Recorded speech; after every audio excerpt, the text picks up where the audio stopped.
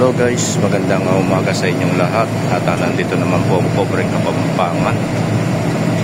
At heto't pasok na tayo sa trabaho ulit. Ang oras alas 6 ng umaga. Nanghali na kami ng pag-alis dahil nga sa yung iba nahuli at hinintay pa namin. At dito sa loob ng aming bus ay napakadilim dahil yung iba natutulog pa habang nasa biyahe kami. Malayo-layo kasi yung biyahean namin, 2 oras kalahati mahigit. Itong lugar na papunta na ito, papunta sa Sabar,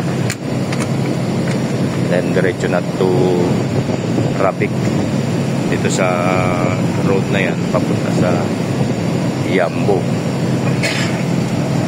At ayan, nakikita nyo ba guys? Madilim dahil nga yung mga kasama namin, ayan, natutulog pa. Ayan, hanggang dun sa dulo yan, tulugan pa. Medyo nasanay-sanay na rin ako. Maaga ako nagigising.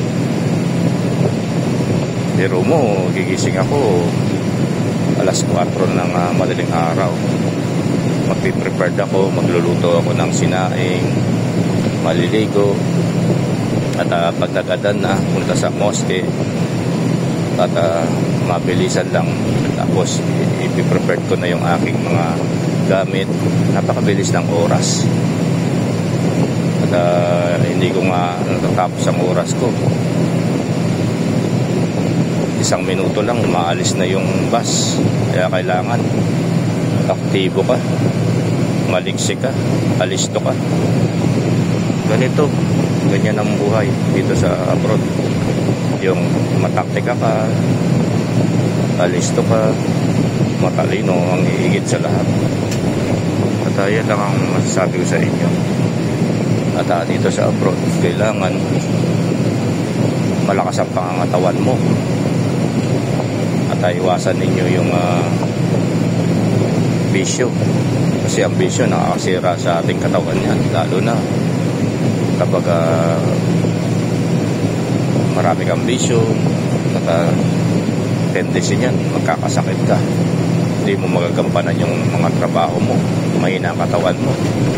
Kaya dito, kailangan kumain ka ng maayos, masustansya, at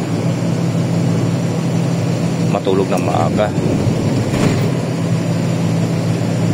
At yan lang ang masasabi ko guys. At dito, ayan, ulit-ulit ko sinasabi sa inyo, kapag nalulungkot ka, ayan, gawin mo lang kung ano yung magpapasaya sa'yo. Ako eto, sinishare ko lang sa inyo, binabahagi, vlogs lang, napakita ko ng buhay-buhay namin dito. Kumain, lumabas sa trabaho, at kapag may sakit ka, ikaw din ang mag-aasikaso. Oo, may mga kaibigan ka, pero once, twice, thrice tutulungan ka, pero sarili mo rin yung gaganap sa sarili mo. Ganito dito. At kapag malungkot ka nga, ayun, may mga kaibigan ka, kapag day off mo, lumabas ka, magsaya ka. Huwag mong palungkutin sarili mo. Dahil dito, kapag na-homesick ka, kaya yung iba dito hindi tumatagal, umuwi, nalulungkot, na-homesick. Kaya kayo, kung may mga kaibigan kayo, puntahan ninyo, makijoin kayo, pasayin nyo yung sarili nyo. Para kapag may yun nga, kapag nagugutom ka, maglutuan mo yung sarili mo. Dahil dito, walang tutulong sa'yo kundi sarili mo lang. Ayan, ganyan ang buhay-buhay dito sa abroad. Kaya masanay ka. Kaya sa mga mag-a-abroad yan, nakaisipin ninyo. At sana, kapag nag-abroad kayo, seryosohin nyo ang buhay ninyo. Kapag nandito na kayo, mag-ipon kayo. At kung ano man ang mga pangarap ninyo, gawin ninyo.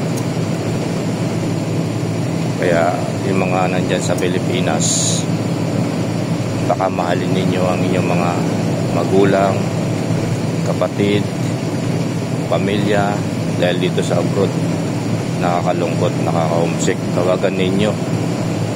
Huwag lang kapag mayroon kayong kailangan, doon lang kayo nakakaalala, tumatawag dahil dito talagang napakalungkot.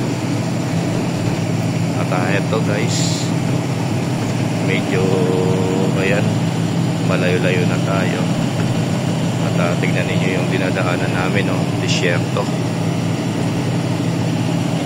walang katao-tao. Tignan ninyo, walang kabahay-bahay at bihira lang ang sasakyan. Kaya kapag nasiraan ka dito, nako, magtutulak ka. Maingay itong bus guys kasi nga may aircon siya. So ayan guys, pinahagi ko lang ang buhay-buhay ko pa rin dito sa Saudi Arabia. Paano magtaktika, paano mamuhay, at paano mag-survive. Sana meron kayo natutunan dito sa aking vlogs at nasisiyahan kayo. Enjoy watching po. God bless.